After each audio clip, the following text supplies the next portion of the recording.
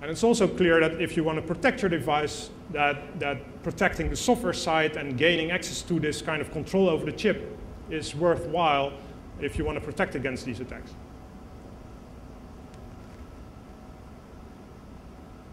What you can say about power analysis on an embedded device is, in general, it requires much more knowledge and much more detailed knowledge about the device compared to a smart card, where it's already defined what's the input, and you just need to figure out if it's like a 5-volt device or a 3-volt device or 1.8. But that's basically it. So it's a lot more work. So what's an alternative? Electromagnetic analysis. The way electromagnetic analysis works is you use a coil to measure the field above a chip. Everything that has a current flowing will generate a field based on the Maxwell laws that is proportional or related to that current that's flowing. So if I can pick up that current, then I may not have to cut wires or do any invasive work. I can just watch above the chip. And that's kind of the idea of doing electromagnetic analysis. Now, because you're looking at a field above a chip, you now have an added dimension. First, I just had this wire going in, and I've kind of this one-dimensional property. But now I have like an XY space above the chip, and I could even go in Z direction, but that doesn't make much sense. You want to be as close as possible for the strongest signal. But you still have an XY area, and where's the best place? And actually, there's no easy answer for that. So EMA is still very much an active research topic because it's also so difficult for the manufacturers to actually do something about it. If you have a device and its physical property is to emit, then it's not so easy to make it not emit. Actually, it's hardly possible. And it's even more difficult to make that emission like information neutral. Like with power, you can kind of put a big capacitor and then it becomes flat and you don't see much behavior anymore. But with EM, that's much more difficult. So that's why it's a very interesting topic still. So how do we use this? Actually, what we built is a probe that does this kind of analysis, or actually sensing. And it's made of a very tiny coil. So this coil is like 1 square millimeter. And then it's combined with a differential amplifier. And I've got the setup here on my desk.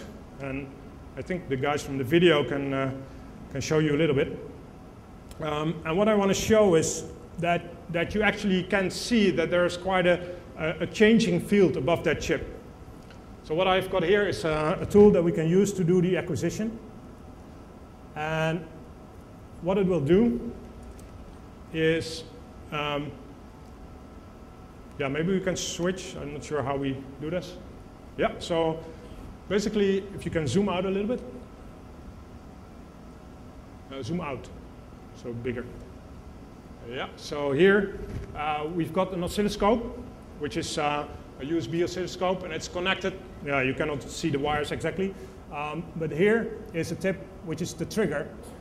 And the device below is actually doing the, in this case, a DES.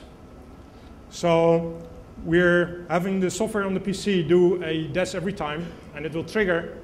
And then I will move around the device like this. So I can put the probe tip above a different area by just moving it around a little bit. And then you can see on the acquisition what happens when we do the acquisition. So here you can see the wire. It's actually connected to an LED port. So I just flip an LED GPIO bit up and down just before and after the DES operation. And it's a software DES, so to make it a bit more visible. So now we need to switch back again to the screen, because then I can show the acquisition. Basically what this does is I just have to choose the device and the COM port I'm communicating over. I'm sending the data that I was talking about, data and measurement. I'm sending the data over a serial port, and then it's operating and triggering, and that's what's happening. And what you'll see is at the bottom you will see the measurements going. So here you see the measurements, and you can roughly see that there are some blocks in there, and it will be 16 blocks because of the DES. And now I'm starting to move it around. So you can see that at different locations, and actually I need to raise it a little bit. In this case, the chip is emitting so much that it's clipping the amplifier. So basically we are not used to getting so much signal from a chip. The chip I'm using is I'll show you the board later, it's an LPC microcontroller ARM, but it's, yeah, it's not something very small, so it's emitting a lot of signal. But you can see there's quite a bit of difference in the signal depending on where I put the probe. It's quite unusual to see signal everywhere above a chip, but that's because it's kind of a single-purpose device. And also it's using the RAM and all kinds of external stuff, so it's emitting a lot of signal. But you can imagine that there may be only one area on the chip where you see this, and that would be the point to do your analysis. The big question is how to define such a spot in an easy way. Now I'll come back later to this. I have a short video of a device that we built to make this a bit more convenient. And actually, I'm not sure if I have audio on this PC. Was there an audio cable? Do you know? It doesn't matter much because it's just a lot of noise. Actually, I can just show it. Oh yeah, that's a good idea. I can hold the mic up here. Actually, it's a bit stupid because there's hardly anything to hear. You just hear the engine running, well, the motors, so it's not so important. What you see is the workstation, you see the oscilloscope, and an XY stage. And then you see on the monitor screen a scan being built up. So for each position above the chip, you'll see the green dot appearing on the left side. For each spot, it's doing an RSA or a DES and measuring the intensity of the field. And we're showing the intensity above the whole chip surface. So the idea is, and we'll be zooming in, it's all being shot from hand, so it's a bit choppy. You'll see the tip of the probe being moved along the chip surface. And the idea is that by looking at these intensity plots, we'll be able to distinguish areas of interest. And the big question, of course, is does a high intensity area actually mean something from a side channel perspective? But that's something else to figure out. So it was a short video. The thing was a bit heavy to carry, so I have this nice small setup here.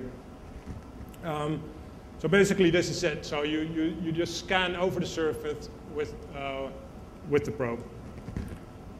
You do see a small metal casing here above the tip.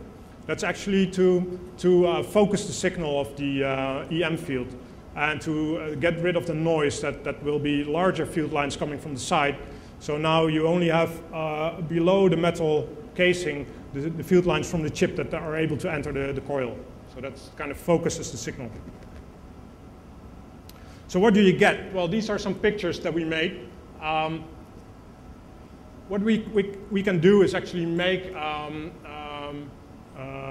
pictures like this and zoom into certain frequency bands. So we can, so here we have full spectrum, and here we zoom into 40 megahertz for this chip. And you see that at that point we have a very high intensity area on the edge, which is the edge is the clock signal of the chip, which is not interesting because it's like just a constant frequency. But at 40 megahertz, which was the clock of the core of the chip, we actually see a lot of activity above the center. These are also very common pictures. What you see here are actually the field lines. Or the field lines, the bonding wires. So the bonding wires of a chip, especially to edge pin, are long wires. So if current is flowing, you get a huge field from them. And generally it exceeds the field of the die itself significantly. Still, you can always zoom in only to scan the surface of the die area, and you will find information there. And actually, that reminds me, I was planning to set up a display here that shows some of these scans, but I forgot to start it. So I'll do that now. So I have a measurement here that I started earlier, and